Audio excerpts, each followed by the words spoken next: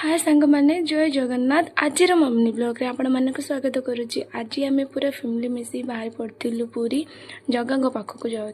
चलो देखो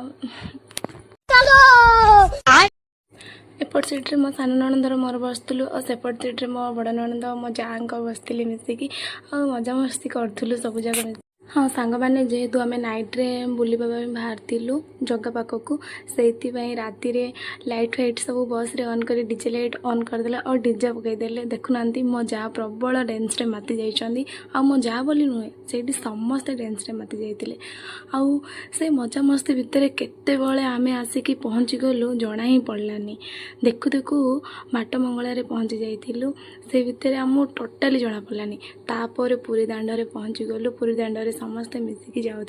देखो ना मो जार मो नणंदर आगे आगे जाऊँ मुझे पछे पछे जाऊँपर से बहुत भिड़ थिला जगह दर्शन है किंतु एते भलरे हो पारानी जेहेतु एते भिड़ थिला आ मोबाइल तो भितर को एलाउ नाथिला से बोली मोबाइल नहीं नथिलु।